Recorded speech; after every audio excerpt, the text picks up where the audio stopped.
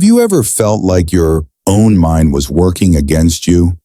Like one moment, everything seems fine, and the next, a single email, a passing comment, or even just a bad look from someone sends your thoughts spiraling out of control?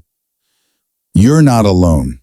In a world that's always moving, always pulling our attention in 100 directions, staying calm is one of the hardest things to do, but it's also one of the most powerful. And here's the truth. Mental stillness isn't something you are born with. It's a skill, a discipline, and like any skill, it must be trained deliberately and consistently. Every day we're tested in small ways.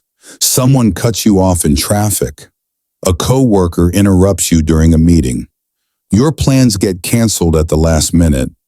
These may seem like minor annoyances, but how you respond to them says more about your inner strength than how you handle the big, dramatic moments. Because true self-mastery is forged not in chaos, but in the quiet moments when no one is watching, when you choose restraint over reaction, clarity over confusion. The Stoics knew this well. Marcus Aurelius once said, "You can't control what happens, but you can control how you respond." It's simple, but not easy. That quote hit me like a thunderclap the first time I heard it. I was in the middle of a stressful month, burned out, anxious, constantly reacting to everything, like my peace of mind was on sale to the highest bidder. I blamed my workload, my circumstances, even other people. But what I didn't realize was that my real challenge wasn't out there, it was inside. My mind was running the show, and I wasn't even aware of it. I remember one morning vividly. I had just sat down with coffee, ready to start my day. Then a single message popped up. Just one line of criticism from someone I barely knew. And just like that, my heart rate spiked. My thoughts raced. My entire focus shifted from the work I was excited about to defending myself against something that didn't deserve that kind of power. That was the moment I knew. If I don't learn to master my mind, it will master me. The mind isn't your enemy, but it can become your greatest obstacle when left untrained. An untrained mind reacts. A trained mind reflects. An untrained mind panics. A trained mind pauses. And in that pause, in that single breath between stimulus and response, you reclaim your power. We live in an age that glorifies urgency. Act now, respond fast, react first.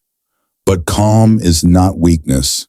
Calm is a silent form of power, and it's becoming rare. That's why it's more valuable than ever. Imagine this. Two people are faced with the same situation, a harsh critique in front of their peers. One reacts instantly, voice raised, defenses up, trying to prove something. The other, they pause. They breathe. They maintain eye contact and choose silence. Guess who walks away with more respect? More control? More peace? When you learn to stay calm in the middle of the storm, not because you're numb, not because you don't care, but because you've trained yourself not to be pulled in every direction, you become unshakable.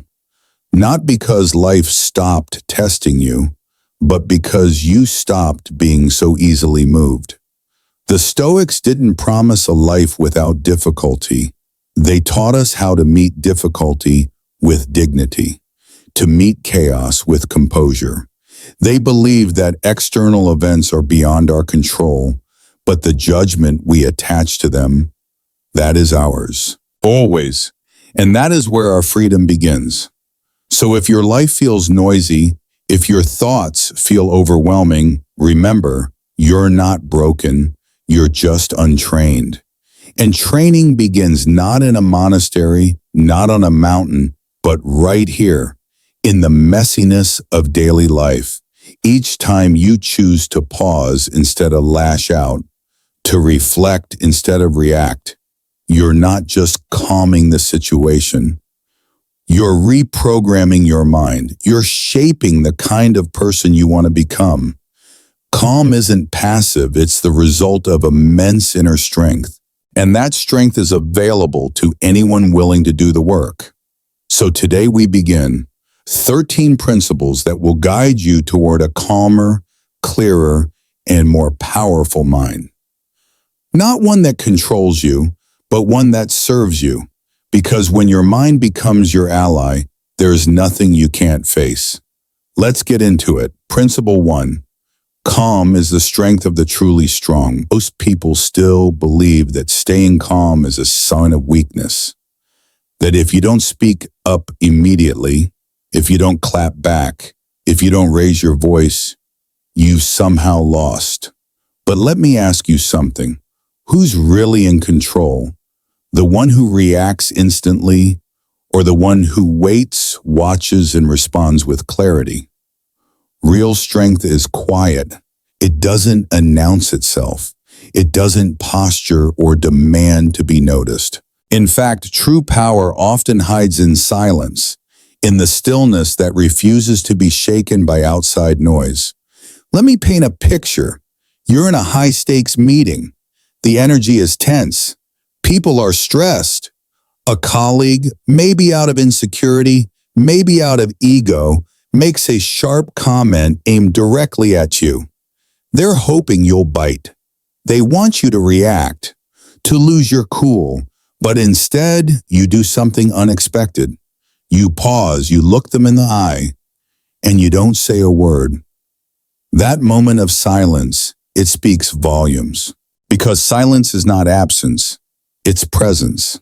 And that presence, when backed by inner stillness, has the power to disarm even the most aggressive voices in the room. Marcus Aurelius once wrote, "The best answer to anger is silence." And I believe that quote isn't about ignoring conflict, it's about mastering it. Silence, when chosen consciously, isn't retreat. It's strategy. It's a way of saying, I control myself. You don't get to. We live in a world that confuses noise with confidence. We've been taught that the loudest person wins. That if you don't react, you'll be taken advantage of. But look deeper. The ones who lash out first are often the ones who lose control first. They burn energy defending their ego while the truly strong conserve theirs. Observing, calculating, choosing their response carefully. Think about any great leader you admire. Were they reactive? Or were they composed, thoughtful, grounded, even under pressure? The truth is, people naturally trust what feels steady. We're drawn to calm, not because it's soft, but because it's strong. When someone can hold their center amidst chaos, it tells us this person isn't driven by impulse. They've done the work. And that kind of control, it doesn't happen overnight. It's a discipline, a daily practice. It comes from learning to be still even when your heart is racing, from choosing not to respond immediately when provoked, from understanding that calm isn't passive, it's power under control. But let's be clear. Calm doesn't mean tolerating disrespect. It doesn't mean bottling up what you feel. In fact, it's the opposite.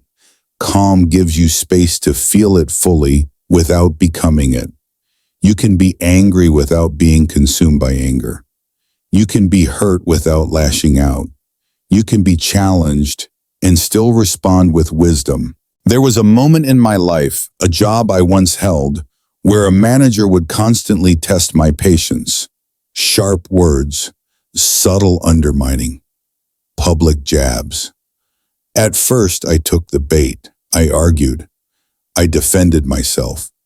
But over time, I noticed something strange. The more I reacted, the less respect I earned. The room would grow tense. Conversations would spiral. And nothing changed. Then I started to try something different. I listened without interrupting. I looked them in the eye without flinching.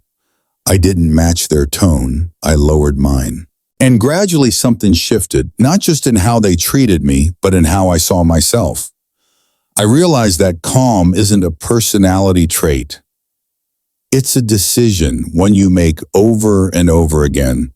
And the more you choose it, the more it becomes your nature. So the next time someone tries to provoke you, whether it's a colleague, a stranger, even someone close to you, remember this. You have nothing to prove. The person who can stay calm in the face of pressure isn't weak. They're rare, they're resilient, and they're powerful in a way the world desperately needs right now. Because calm is not about staying silent. It's about knowing when your silence says more. Principle 2, life isn't fair, but your response can be. Let's be honest, life isn't fair. You can work hard, show up early, stay late, give your best, and still be overlooked. Someone else gets the promotion. Someone else gets the credit. And you're left asking yourself, what more was I supposed to do? It's a question many of us have carried quietly, shouldered through clenched jaws and tired eyes. And in that space of frustration, we often start to believe a dangerous story, that our worth is tied to someone else's recognition, that if the world doesn't reward us, we must not be enough. But the Stoics would challenge that belief. They would remind us fairness is not guaranteed in the world outside, but it is possible, always, in the world within. Epictetus said, "Don't ask for things to happen as you wish. Wish for them to happen as they do, and you will find peace." It sounds simple, but it's a radical shift in how we see our own power. I once knew a woman named Marta. She was the kind of employee every manager dreams of. Disciplined, reliable, creative, always willing to go the extra mile. For years, she showed up with everything she had. But when the time came for a promotion she had earned 10 times over, the answer was no. No explanation, just politics, just silence. At first, she was devastated. She doubted herself, played every scenario back in her head, asked what she did wrong. But eventually, she stopped asking why others didn't value her and started asking herself a different question. Why am I choosing to stay somewhere that doesn't? That question changed everything. She left, not in anger, not in spite, but in clarity. And within months, she found a position in a new company where her voice was not just heard, it was sought out. She didn't get justice from the world. She created it for herself through her response. And that's the essence of Stoicism. The world may be inconsistent, biased, messy, but your reaction doesn't have to be. You don't need the outside world to be fair for your values to be firm. You don't need everyone to applaud your worth for you to stand in it. There's a quiet kind of power in choosing your response, even when you're hurt, even when you're overlooked. That moment between the event and your reaction, that's where your character lives. And the beauty of it is this. When you stop trying to control the fairness of life, you begin to master the one thing you can actually shape, your own choices. Think about it. What does fairness really mean? Does it mean everyone gets the same outcome? Or does it mean we all have the same opportunity to respond with integrity? You don't control whether your boss recognizes you, but you do control whether you keep showing up in a place that doesn't see your light. You don't control whether people treat you kindly, but you do control whether their coldness turns you bitter. Life will present you with moments that feel unfair. That's inevitable. What's not inevitable is how much of your peace you give away trying to fight things beyond your control. And I'm not saying this from a place of passivity. This isn't about letting life walk all over you. It's about walking out with your dignity when the room no longer deserves your presence. There is justice in that. There is strength in that. And above all, there is freedom in that. When you stop trying to force fairness and instead respond with clarity and courage, you reclaim your story. You shift from being someone the world acts upon to someone who chooses again and again to act with purpose. So if you've been hurt by an unfair moment, if you're carrying the weight of being overlooked, underestimated, passed by, take a breath.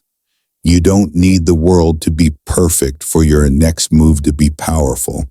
You just need to remember, your response is your realm, and in that realm, you are free.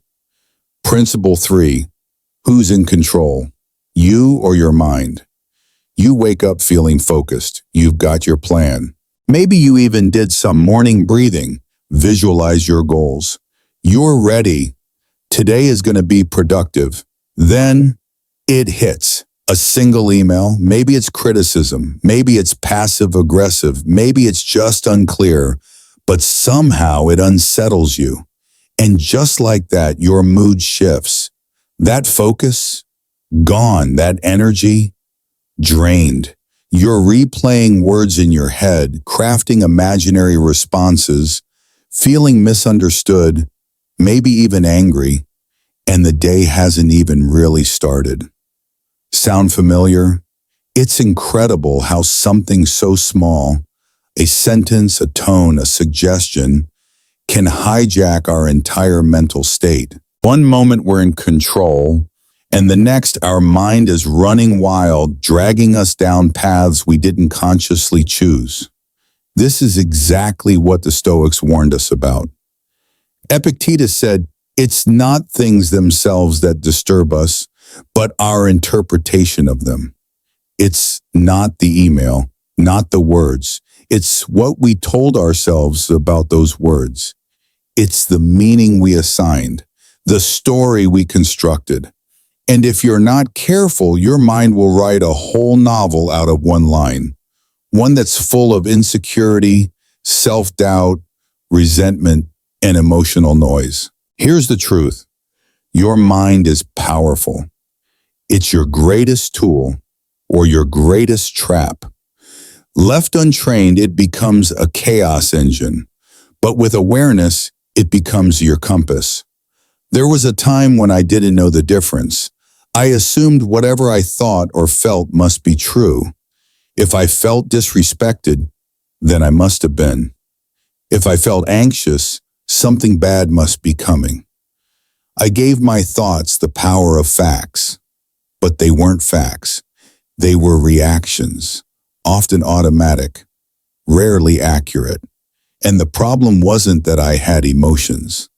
The problem was that I believed every single one of them without question.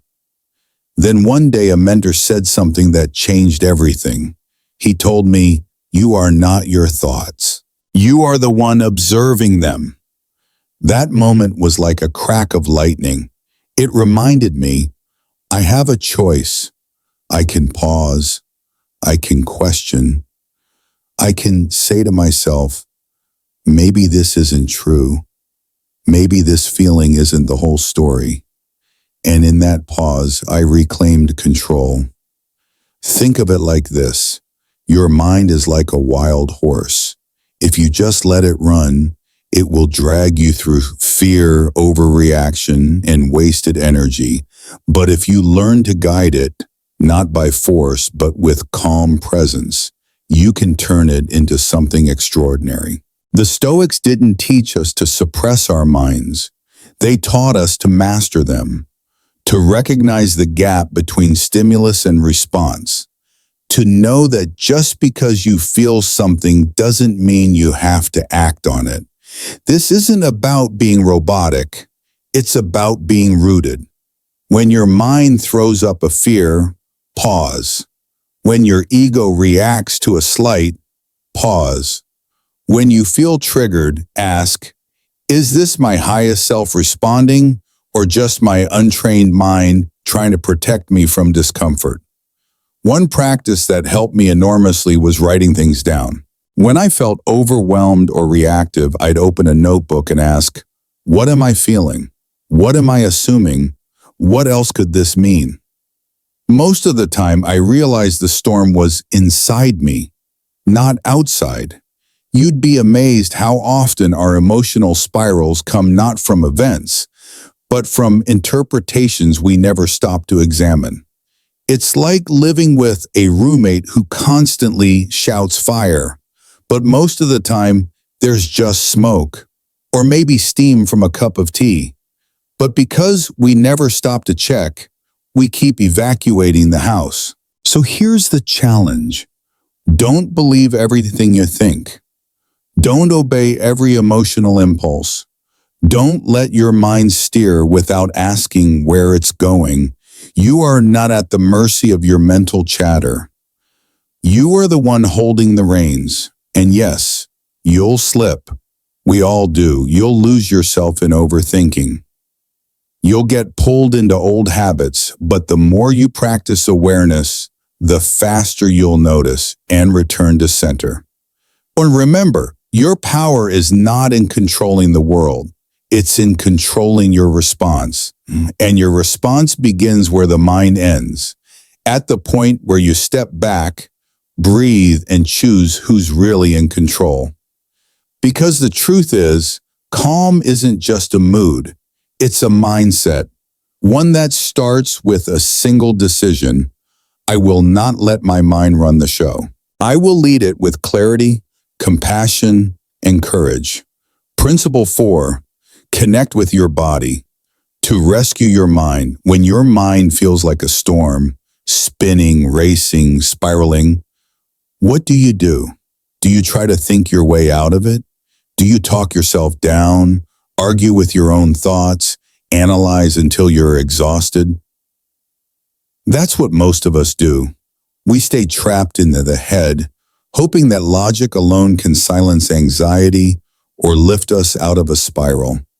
But sometimes the most powerful thing you can do for your mind is move your body. You see, we forget that the body and the mind are not separate systems. They're partners, inseparable, constantly influencing each other in subtle ways.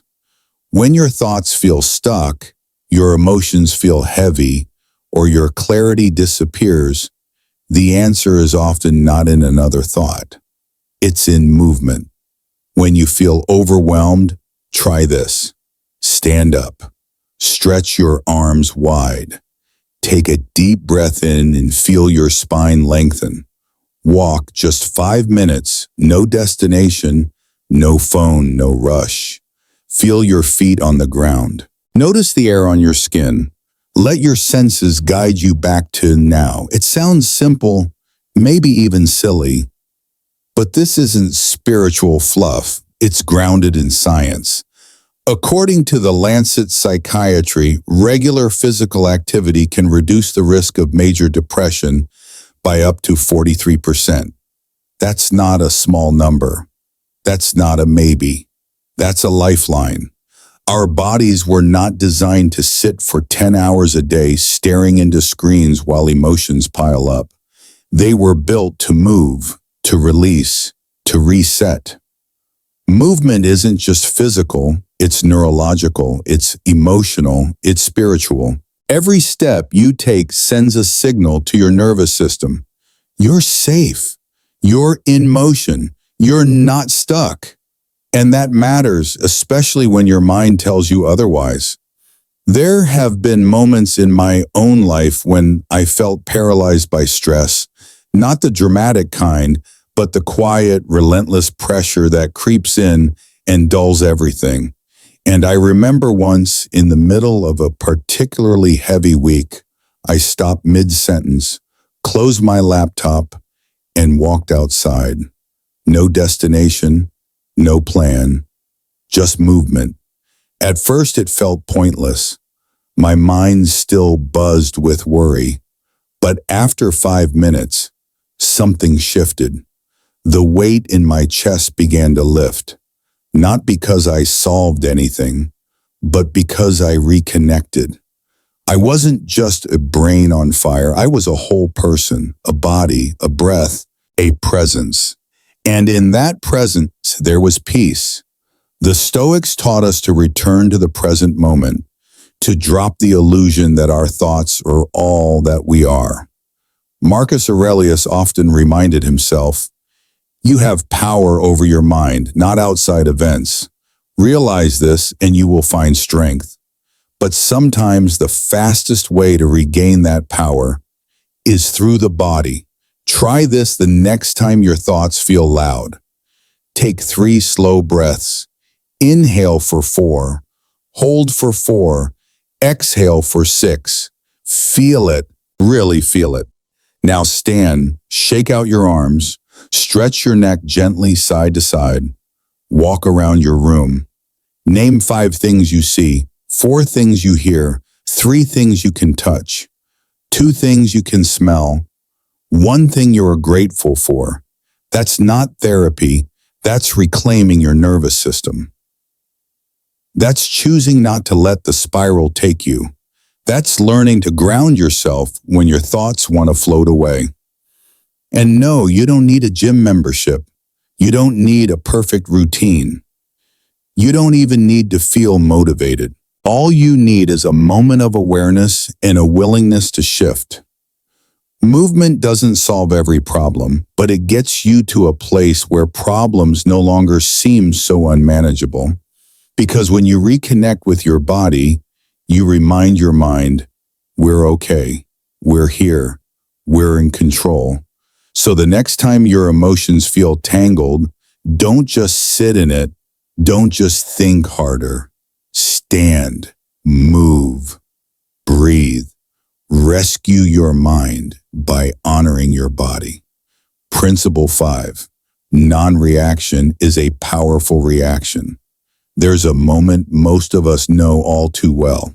You're at a family gathering. Everyone's chatting, the room is filled with smiles, and then someone drops a comment. It's subtle but sharp, a backhanded observation wrapped in politeness. "Wow, you look tired lately. Everything okay?" They say it with a smile, but it's not really concern. It's a jab disguised as care. And they know exactly what they're doing. Maybe you'd jump to defend yourself. Maybe you'd fire back a response. Make it clear you didn't appreciate it. But this time you don't. You simply smile. You say nothing. Not because you're weak, but because you're done playing games. That is the power of non-reaction. You see, we live in a culture that worships quick comebacks. The faster the clap back, the stronger you're seen. But that's not strength. That's emotional impulsiveness dressed up as power. True strength is measured by how little control others have over your inner state. Marcus Aurelius said it perfectly. If you are troubled by something external, it is not the thing itself that disturbs you, but your judgment of it. It's not the words that create chaos. It's how we choose to interpret them. And more importantly, it's whether we let them dictate our behavior. Non-reaction is not avoidance. It's not pretending nothing happened. It's choosing to respond from your center, not from your wound. It's choosing strategy over ego, silence over escalation, presence over pettiness. There's a myth that silence is passive, that it means we're suppressing or giving in. But that's not true. In fact, it often takes far more strength to say nothing than to say something. Why? Because silence creates space, and in that space, something powerful happens. You regain control. You shift the dynamic. You stop being the puppet in someone else's performance. Imagine a chess player. Every move matters. Every pause has purpose. Now imagine someone insults them mid-game. Do they throw the board? Do they argue back? No, they keep their eyes on the strategy. That's you now. You don't flinch. You don't give them the moment they're fishing for. You stay still because stillness is power. I remember once sitting across from someone I used to look up to. They said something demeaning in front of others, clearly trying to belittle me in a masked tone. I felt my chest tighten. I wanted to snap back, but instead I breathed, and I didn't give them what they wanted. I didn't react. Later, someone from across the table came up to me and said, "I saw that moment, the way you handled it. It said everything." That's when I realized not reacting is not the absence of power, it's the proof of it. Because anyone can yell, anyone can argue, but not everyone can remain grounded when poked. The person who controls the pace of the room controls the room, and the person who controls their energy controls the outcome. So how do we practice this? Start with awareness. The next time someone throws shade, pause before you respond. Ask yourself, what would my higher self do? Does this really deserve my energy? Is this moment about truth or about ego? Then breathe. Smile if you must. Say nothing if that feels right. Walk away if you need to.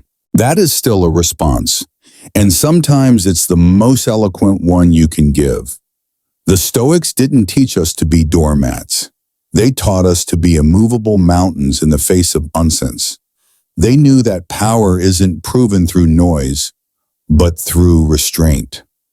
You don't need to explain yourself to everyone. You don't need to fight every battle. Sometimes the greatest flex is peace. So when you're tempted to react, ask yourself, do I want to win the moment or own the day? Because in the long run, it's not the loudest person who wins. It's the one who masters the space between stimulus and response. You've trained for this. You've outgrown the need to be right all the time. Now you're simply becoming unshakable. Principle 6. Don't let anger drive the car. Picture this.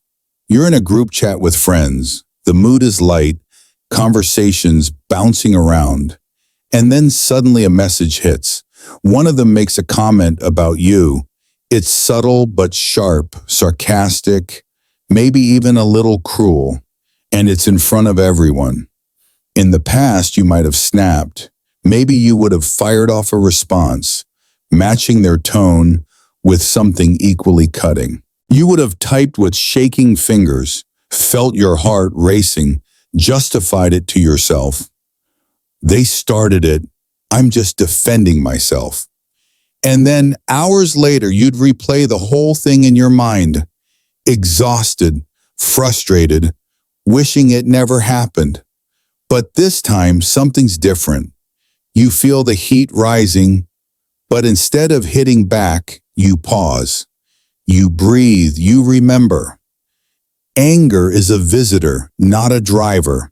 It can ride along, but it doesn't get the keys. This is what it means to grow. There's a scientific truth you may not know. The average lifespan of an emotion like anger, physiologically, is about 90 seconds. 90 seconds. That's all. Unless we keep feeding it, unless we pour fuel on it with more thoughts, more justifications, more imagined arguments in our head. Think about that for a second. Most of the rage we carry isn't from the original trigger. It's from the story we build around it. They disrespected me. They embarrassed me in front of others. I can't let that slide. But what if we stop letting those stories steer us? Anger, like any strong emotion, isn't bad in itself. It's a signal something needs attention, but it becomes dangerous when we confuse it for truth, when we act on it before we understand it. Have you ever driven a car while angry? Your grip tightens. You miss turns. You run red lights you didn't even see. You become reckless, reactive, and sometimes you crash. Now imagine giving anger the wheel in conversations, in relationships, at work. How many unnecessary wrecks have been caused, not by the initial offense, but by the way we reacted? The Stoics warned us about this. Seneca wrote, "The greatest remedy for anger is delay." Marcus Aurelius reminded himself, again and again, that it's not what happens that harms us, it's our response. So how do we delay? It starts with awareness, noticing the surge when it rises, feeling the tightness in your chest, the heat in your face, then pause. Don't send that message. Don't raise your voice. Don't slam the door. Give it 90 seconds. Just 90. Walk. Breathe. Count backward from 20. Step outside. Let the emotion pass like a wave, because that's what it is, a surge, not a storm. And here's the real strength. When you learn to do this, not once, but again and again, you begin to trust yourself. You stop fearing confrontation because you know you won't lose control. You stop feeling the need to defend every slight because you've built something stronger than ego. You've built inner authority. I had a moment like this not long ago. A message from someone close caught me off guard. Passive-aggressive, dismissive. I almost typed a paragraph in return. My fingers hovered, but something told me, wait. I set the phone down, took a walk, came back 10 minutes later, and I didn't feel the need to reply at all. Not because I was weak, but because I realized they were having their own storm. I didn't need to step into it. That's not avoidance. That's sovereignty. When you don't let anger drive, you arrive with more clarity. You preserve energy. You protect your peace. You walk away from situations with your dignity intact, not scattered across a text thread. So the next time you feel that heat, when the pulse quickens, the jaw tightens, the reply is right there at your fingertips. Ask yourself, is this anger true or just loud? Will this reaction serve me or simply satisfy my ego for a moment? And most importantly, do I want to be driven or do I want to drive? Principle 7, let your hands calm your mind. Sometimes the fastest way to calm your mind is to use your hands. We live in a world that demands constant mental output. We think, plan, worry, overanalyze. Our minds are in overdrive from the moment we wake up. Notifications, news, deadlines, conversations, doubts. And when it gets to be too much, what do we usually do? We try to think our way out, but often thinking more isn't the answer. It's the problem. There's a quiet kind of healing in doing something with your hands, something physical, something small, something present. Folding a shirt carefully, washing dishes slowly, feeling the water, the weight, the rhythm. Sketching, cooking from scratch, gardening, even sanding a piece of wood until it feels smooth. These aren't just chores, they're rituals. They're doorways back to the present moment. Because when the mind becomes too loud, the body can bring you home. During World War II, American soldiers stationed far from home were known to carve small figurines or whittle scraps of wood in their downtime. It wasn't just to pass time, it was to stay sane. Their hands gave their minds something to hold on to when the world around them felt uncertain or terrifying. There's something deeply human about this instinct, this return to touch, to physical presence. Because when we're anxious or lost in thought, we're usually not here. We're somewhere else, trapped in the past or projecting into the future. But your hands are always here. They're honest. They're immediate. They can't rush into tomorrow or drift into yesterday. When I was going through one of the most mentally draining seasons of my life, processing grief, uncertainty, and anxiety all at once. I have found myself folding laundry more carefully. Not because I suddenly cared more about wrinkles, but because I needed something real to hold on to. Each fold was an anchor.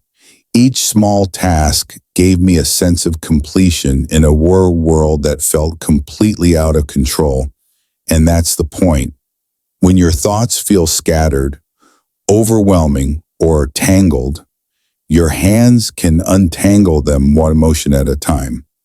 This is why artists, chefs, potters, gardeners, anyone who works with their hands often speak of their craft as a form of meditation.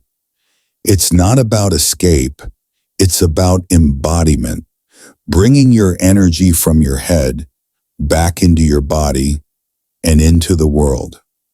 The Stoics taught us not to live in abstraction. They believed in action, in showing up in the present through deliberate motion. Marcus Aurelius didn't say, think yourself into peace. He said, don't let your imagination be crushed by life as a whole. Stick with the present situation. Ask yourself, why is this so unbearable? Then remind yourself, I can deal with that right now. And that's what your hands help you do. They don't ask you to solve everything. They just ask, what can I touch right now? What can I move? What can I create even in this tiny moment? Maybe it's brushing your dog. Maybe it's rearranging your desk. Maybe it's making a simple breakfast with full attention. That's how we begin to reclaim calm, not by escaping the mind, but by giving it something real to join, a rhythm, a task, a form. So if you feel like you're overthinking, again, if your chest feels tight and your brain won't stop spinning, if your thoughts are loud and your peace feels distant, don't start with the solution. Start with your hands. Let them wash something, sweep something, fix something, build something. Even just breathe deeply and place them over your heart. They will guide you back to a truth that overthinking never will. That peace isn't always found in figuring things out. Sometimes it's found in folding the towel, washing the spoon, watering the plant.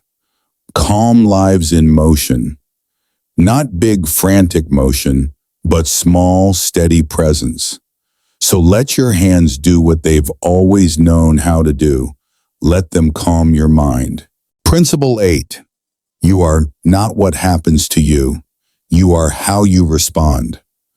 Life doesn't ask for your permission before it changes. Sometimes it knocks gently.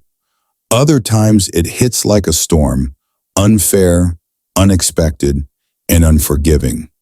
And in those moments, it's easy to believe the lie that your circumstances define you, that the bad break, the diagnosis, the heartbreak, the failure, that this is who you are now. But here's the truth. You are not what happens to you. You are how you respond to what happens. There's a man named Brian. He's been in a wheelchair for most of his life, paralyzed from the waist down due to an accident when he was just a child.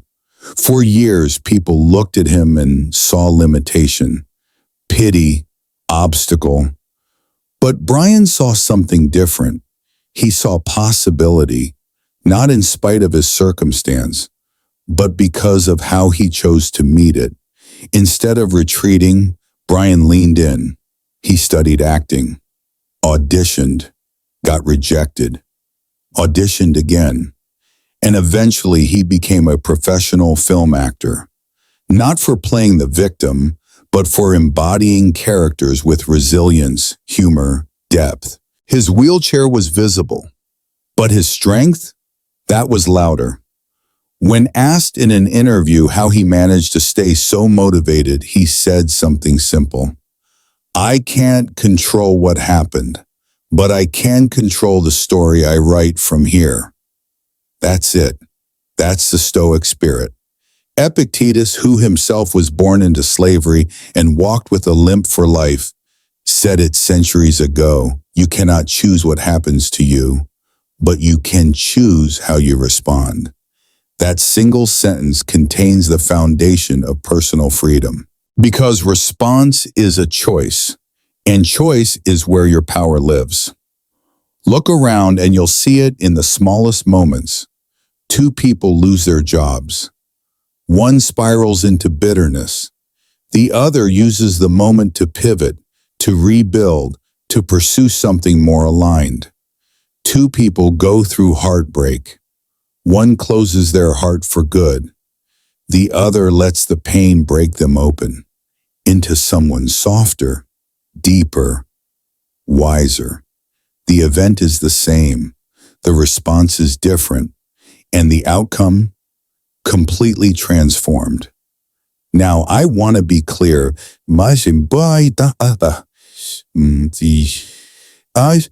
Okay. This is not about pretending life is fair. It's not about putting a fake smile on tragedy or pretending pain doesn't hurt. It's about agency. It's about refusing to hand over your identity to whatever circumstance you're facing. You don't have to be defined by the thing that happened. You don't have to become the character in someone else's story. You get to write your own. There's an incredible freedom that comes with realizing this. No matter how unfair, painful, or chaotic life becomes, you still have one sacred thing under your control: your response, your mindset, your perspective, your next move. And in that small, quiet space between what happens and what you do next, you shape your entire future. So how do we practice this? First, pause. When something hard hits, don't rush into reaction. Give yourself space to choose. Feel your emotions, but don't become them. Ask yourself, what would the strongest version of me do right now? Second, rewrite the narrative. Instead of asking, why me? Ask, what now?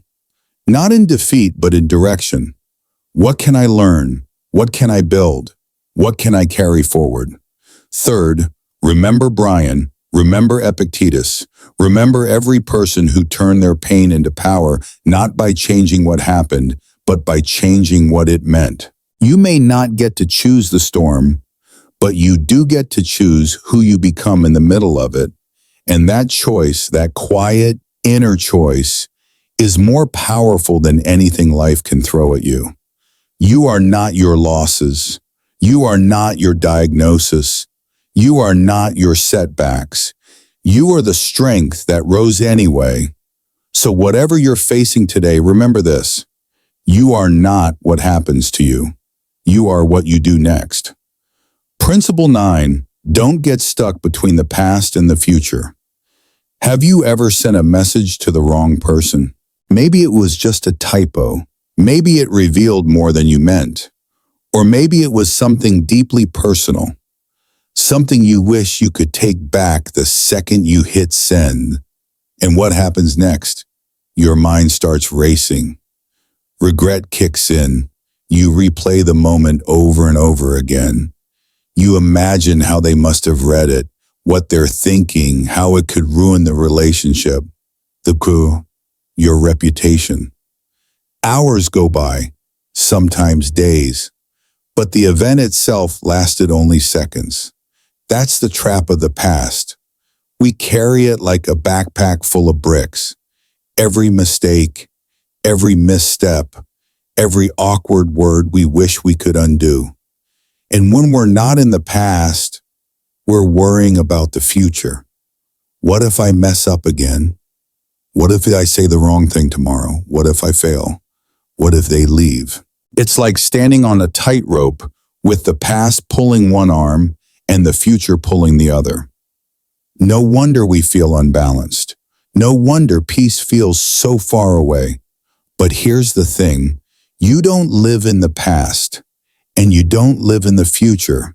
You live here, in this breath, in this moment. Marcus Aurelius said it best: man lives only in the present. The rest is either gone or hasn't happened yet. So why do we spend so little time here? Because the present requires presence. It asks us to stop, to feel, to accept that we can't undo what's already happened, and we can't control what's yet to come. And that kind of surrender, it's hard, but it's also where freedom begins. I once made a mistake at work, sent the wrong file to a client. Nothing major, but it caused a delay. My chest tightened, my thoughts spun, and I spent the rest of the day mentally punishing myself. By evening, I realized I'd already fixed the error. The client had already moved on. The only person still stuck in the moment was me. I wasn't living in the world anymore. I was living in my head, and my mind had become a prison of what if and if only. We all do this. We rehearse pain from the past as if it'll help us prevent it in the future. We borrow fear from tomorrow as if worrying will somehow protect us today. But the Stoics taught something different. They taught us to return, to center, to realize that the only thing you ever truly have control over is how you show up now, right now, not yesterday's version of you, not tomorrow's anxious projection, just the version of you who is breathing here in this second. So how do we stay here? Start small. When your thoughts drift into the past, say to yourself, that moment is over. I learned, I lived. Now I let go. When anxiety pulls you into the future, say, that moment hasn't arrived. I'll meet it when it comes. Right now I breathe. Anchor yourself with the body. Feel your feet on the ground. Touch the surface of your desk. Take a deep breath and feel it expand in your chest. Presence doesn't mean your mind won't wander. It means you gently bring it back again and again, like training a muscle. And here's the truth most people forget. You're not behind. You're not running out of time. You're just disconnected from now. The moment you reconnect, you begin again. Fresh, clear, ready. So if you're stuck in the loop of regret or spinning in fear about what's next, pause. Look around. Name 3 things you can see, 2 things you can hear, 1 thing you're grateful for. Because this moment, not the one you missed, not the one you fear, this moment is the only place life ever really happens. And if you can learn to live fully here, you'll stop letting the past steal your joy. You'll stop letting the future steal your peace. You'll step out of the loop and into your life. Principle 10. You don't have to respond right away in a heated moment. Silence feels unnatural. There's pressure in the room. Words are flying, emotions are building, and all eyes are on you. Someone just threw a jab your way, subtle or sharp, it doesn't matter. It was designed to provoke, and everything in your nervous system screams, say something, prove something, react. But what if you didn't? What if, instead of rushing to defend yourself, you paused? Not out of fear, not because you had nothing to say, but because you understand something deeper. You don't have to respond right away to stay in control. In fact, waiting is where your control lives.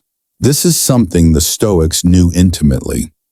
They believed that power lies not in the speed of your reaction, but in the space between stimulus and response. That pause, those few seconds of breathing, of grounding, that's where clarity lives. I remember a moment in a business meeting. Tension was high. Everyone was on edge. One person across the table, clearly irritated, turned to me and said something meant to embarrass me, framed like a joke, but laced with condescension. The old me would have fired back instantly, matched tone with tone, escalated, but instead I just looked at them, breathed 5 seconds. Then I responded, not to their ego, but from my calm, and the entire mood shifted. They lost their rhythm. I gained mine. Because in that pause, I chose leadership. You see, reacting is easy. It's instinctive. It's how we're wired. But responding, truly responding with intention, that requires strength. Think about any high-stakes moment you've experienced, at work, at home, even online. There's often a voice in your head that says, if I don't reply now, I'll look weak, I'll lose my ground. But here's the paradox. The one who waits, who listens, who remains composed, that person always appears stronger because they are. In chess, the best players don't rush their moves. They make you wait. They study the board. They keep you guessing. Why? Because time is power. In conversation, it's the same. When someone tries to provoke you, they're not looking for truth. They're looking for a reaction. Any reaction that proves they got under your skin. But when you give them calm instead, when you hold that silence, you disarm them. And it's not just about verbal sparring. It's about energy. When you stay still longer than they expect, they begin to doubt themselves. They lose momentum. You stay grounded. That pause gives you time to consider. What's really being said? What outcome do I want? Is this even worth my breath? And when you finally do respond, if you choose to, it lands with weight, because it's not a reflex, it's a decision. And decisions build respect. Reactions rarely do. I once heard a mentor say, speak so that others listen. Pause so that others lean in. And it's true, silence used well is not absence. It's gravity. Let me be clear, this isn't about avoiding hard conversations. It's about owning them, not letting someone else's chaos dictate your timing. Even physiologically, when you pause just 5 seconds, your brain switches from fight or flight mode to higher order thinking. That means your words come from clarity, not cortisol, from choice, not panic. So how do we build this habit? Practice in small moments.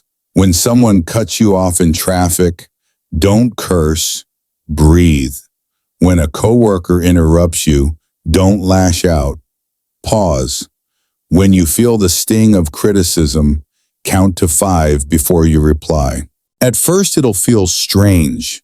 Your body wants to fire back. But with time, that pause will become your protection, because every time you wait, you win something. You win your dignity. You win your energy. You win the space to rise above what's petty and choose what's powerful. So the next time someone tries to pull you into a reaction, remember, you're not on their timeline. You move on yours. And the one who holds the silence holds the room. Principle 11. Calm is always a choice. Let's be honest, calm is hard. Not because we don't want it, but because we spent so long surviving in chaos that peace can actually feel unfamiliar. Have you ever noticed how your body tenses even when there's no threat? How silence makes you anxious? How, when things are finally okay, your mind starts scanning for what might go wrong next? That's not weakness.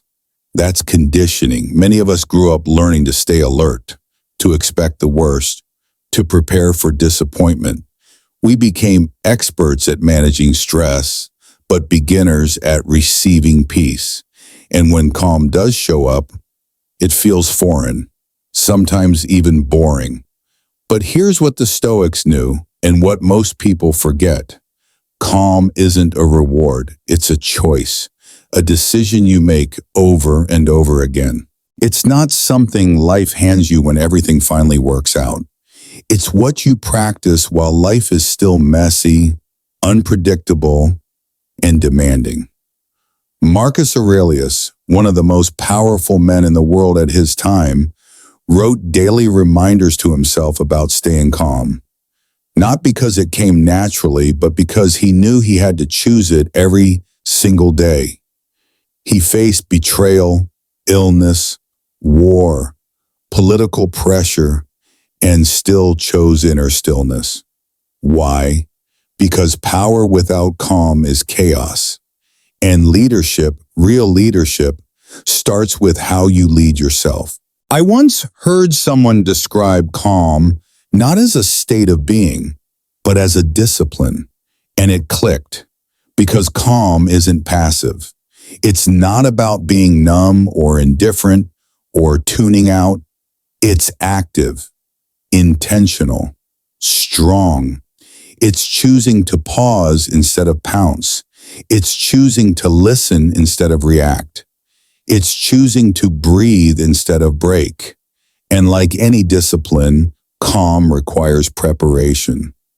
That's where something I call an emotional plan B comes in. We all have our default reactions. Maybe you get defensive when someone criticizes you, or you shut down when someone raises their voice, or you spiral when you feel ignored.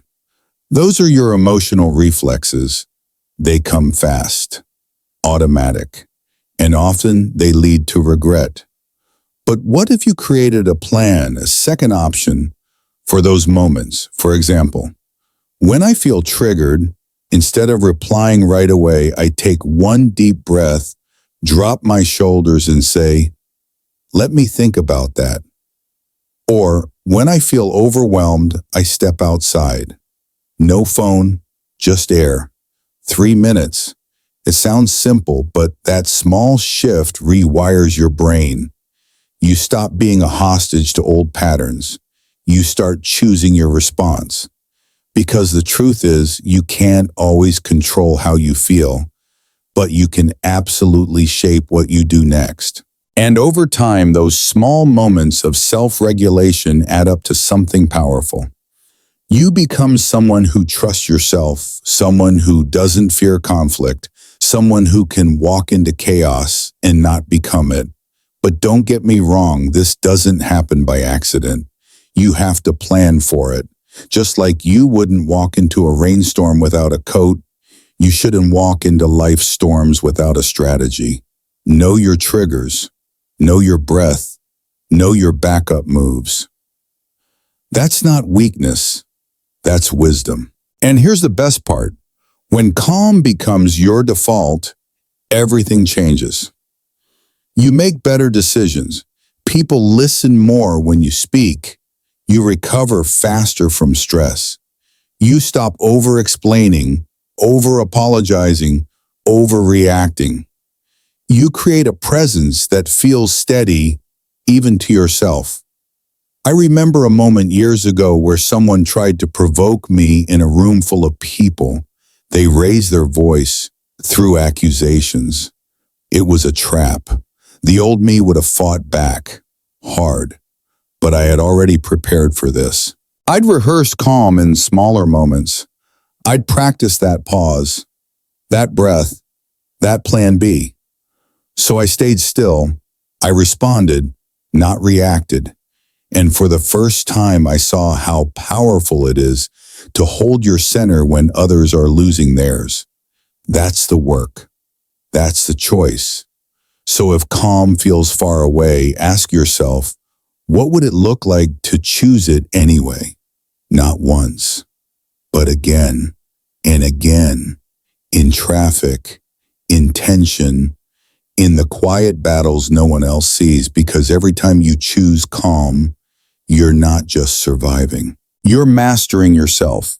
And that is the beginning of real freedom. Principle 12, master your breath, master your mind. It's just an email. You open your inbox and there it is. Your manager has replied. The tone is sharp, maybe unclear, maybe even a little unfair. Your heart skips, shoulders tighten. That single sentence hijacks your nervous system. You haven't even responded, but your body already has. You're in defense mode. You're not reading words. You're reacting to threat. And in that exact moment, you face a choice. Let your mind spiral or return to your breath. Because here's what most of us never learned growing up. Your breath is not just oxygen. It's a steering wheel for your nervous system. It can take you deeper into panic or guide you gently back to calm. Patrick McKeown, one of the leading voices in breathing science, puts it clearly. Incorrect breathing is the trigger for incorrect nervous system activation. In other words, when your breathing is shallow, rushed, or chaotic, your brain thinks you're in danger. Even if the only threat is a line of text on a screen, but the opposite is also true. When you breathe correctly, your mind begins to soften. You shift out of fight or flight and into something steadier. You move from reaction to regulation. One technique I come back to often, especially in high-stress situations, is called the 4-7-8 method. It's simple, it's free, and it works. Here's how it goes. Inhale through your nose for 4 seconds. Hold that breath gently for 7 seconds. Exhale slowly through your mouth for 8 seconds. Repeat this for 4 full cycles. You can do it anywhere, at your desk, in a meeting, in traffic, before a difficult conversation. And what's amazing is that your brain doesn't need a reason to calm down. Once it receives the signal from your breath, it follows. Your heart rate slows. Your muscles relax. Your thoughts become less urgent, more spacious. I remember using this right before a presentation I was nervous about. My mind kept imagining everything that could go wrong. My palms were sweating. I couldn't focus. But instead of letting my thoughts spiral, I sat down, closed my eyes, and did 4 rounds of 4-7-8 breathing. By the end, nothing had changed externally. But internally, everything had. I wasn't trying to control the room anymore. I was just showing up from a place of grounded calm. This is what the Stoics meant when they spoke of self-mastery. Not about controlling life itself, but controlling how you meet life. And breath is where that control begins. Marcus Aurelius reminded himself, "You have power over your mind, not outside events. Realize this, and you will find strength." But what he didn't have, what we now do, is neuroscience to back it up. Science that shows us that long exhalations, especially in techniques like 4-7-8, activate the parasympathetic nervous system. That's the system responsible for calm, rest, digestion, recovery. Not fight, not panic, not fear. It's like flipping a switch inside yourself. And the more often you practice this kind of breathing, not just when you're stressed, but throughout your day, the more it becomes your baseline. You become the person who doesn't get rattled so easily, who pauses before reacting, who knows how to come home to themselves no matter what's happening outside. So the next time life throws something at you, an angry message, a traffic jam, a tense conversation, don't just brace for impact. Breathe through it, literally. Feel your body soften with every exhale. Feel your power return, not because you fix the problem, but because you no longer let the problem own you. Mastering your breath doesn't mean you'll never feel overwhelmed again. It means when that overwhelm comes, you'll know exactly what to do, not with the situation, but with yourself, because you can't always rewrite the story happening outside you, but you can always regulate the storm happening inside. And that is the beginning of real mental strength. Principle 13. Losing control is permission, not destiny. You're in a supermarket, the line is long, you've had a day, and then it happens. Someone cuts in front of you, no apology, no eye contact, just entitlement, and something in you flares. You feel it rising, that inner fire, that voice that says, "This is unacceptable." You should say something. Don't let them get away with it. And in that moment, you stand at a crossroads. Option one, let the moment take you. React, snap, make it known that you were disrespected. Option two, pause, exhale, say nothing. Not because you're weak, but because you've made a decision to stay grounded. That's what we forget. Losing control is not fate. It's permission. We don't fall into rage. We allow it. We don't accidentally ruin our mood. We hand over the keys. And what the Stoics taught, what Epictetus made clear, is this: it is not enough to be insulted or harmed. You must believe you've been harmed. Meaning it's not the external event that disturbs you. It's the meaning you assign to it. You weren't ruined by what happened. You were shaken by the story your mind told about what happened. This is one of the most radical ideas in Stoic philosophy and one of the most liberating. No one can ruin your day without your consent. I know that's hard to accept, especially when we've been conditioned to believe our emotions are involuntary. That if someone disrespects us, we must defend. That if someone crosses a line, we must make them feel it.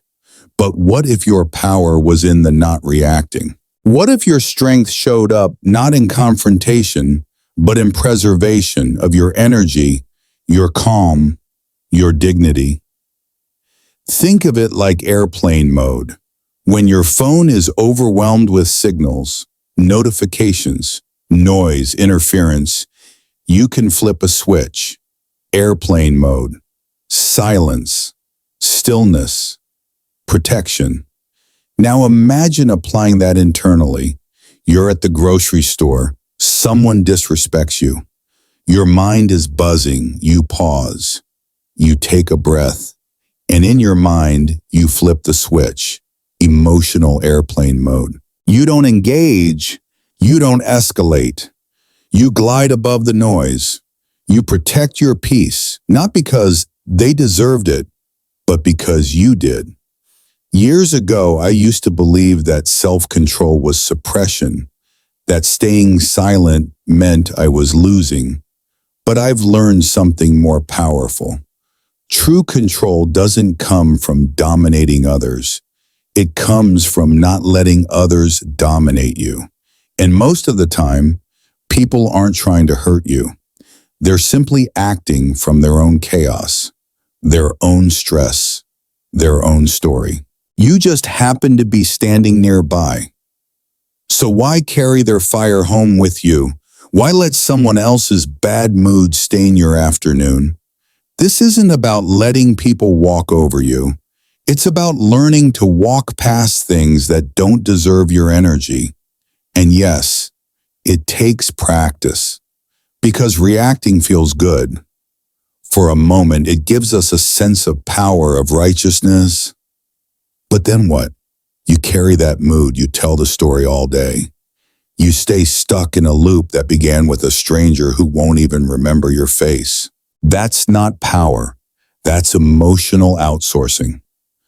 Real power is this: someone tries to rattle you and fails. Someone tries to bait you and you don't bite. Someone crosses your path and you stay on yours. So how do you build this? Like anything else, through repetition. Next time something triggers you, pause. Ask yourself, do I want to feel this way for the next hour? Is this moment worth surrendering my inner stillness? And most of the time the answer is no. And in that space, you begin to choose differently. You begin to respond instead of react. You begin to realize nothing controls me unless I hand it the remote. That's what the Stoics meant by freedom. not the absence of insult, but the absence of internal chaos when insult arises. So the next time someone cuts in line, rolls their eyes, sends a passive-aggressive email, or throws shade in front of a crowd, remember this: you don't have to match their behavior. You can choose stillness. You can choose clarity. You can choose not to give them what they came for. Because losing control, it's not destiny, it's just a moment of permission you no longer have to give. Calm isn't something you stumble into. It's not a reward for having the perfect life, or the perfect job, or the perfect relationships. It's not a vacation from stress, or a temporary escape from conflict. Calm is a decision. And more than that, it's a discipline. Every single day, you're presented with choices, moments when someone disrespects you, moments when your plans fall apart, moments when you feel unseen, unheard, or misunderstood. And in those moments, your nervous system wants to react, raise your voice, close your heart, prove a point, regain control, or at least feel like you are. But the Stoics knew something most people overlook. True power isn't found in domination. It's found in self-direction, in choosing your response, in refusing to let chaos inside, even when chaos surrounds you. Because here's the truth: when you don't manage your reactions, someone else is. And when you always need the world to behave for you to feel peace, you've already given your peace away.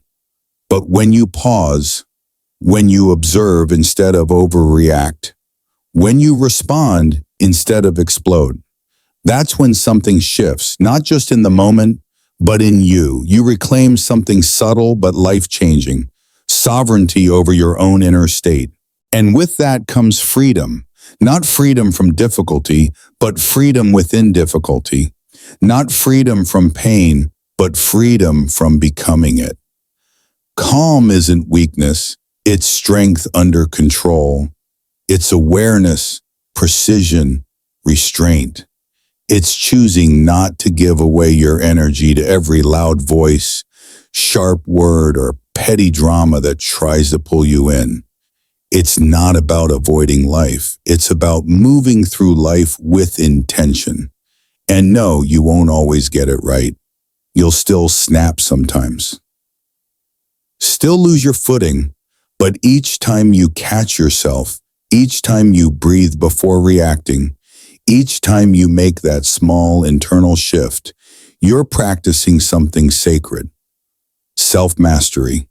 Because every time you choose calm, you're choosing freedom. Freedom from regret. Freedom from reactivity. Freedom from being ruled by the moods and motives of others. And here's the beautiful irony: the calmer you become, the stronger your presence feels. People listen more, tension melts quicker. Rooms shift because you don't. You stop trying to prove. You stop trying to control. You simply are, anchored, grounded, whole. That's not a talent. That's not luck. That's a commitment, one made in the quiet, unglamorous spaces of daily life. And it's available to anyone who chooses it. You don't need to move to a mountaintop. You don't need to silence every distraction. You just need to start here, now, with what you have. A breath, a pause, a single moment where you say, "Not this time, I choose something better." So if you've made it this far, if you've followed these 13 principles and felt even a flicker of resonance, then I want to leave you with just one request. Write it down below.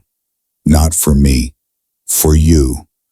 Leave this in the comments as a promise to yourself. I choose to live in calm. Say it once. Say it aloud if you need to. Then say it again tomorrow. Because that choice, that quiet, intentional choice, might just be the most important one you ever make. And if enough of us choose it, if enough of us step off the hamster wheel of reactivity and into the quiet clarity of calm, then we don't just change ourselves. We change the energy of the world we live in. So, take a breath, let it go, and walk the rest of today with stillness in your step. Because calm isn't something you wait for, it's something you become.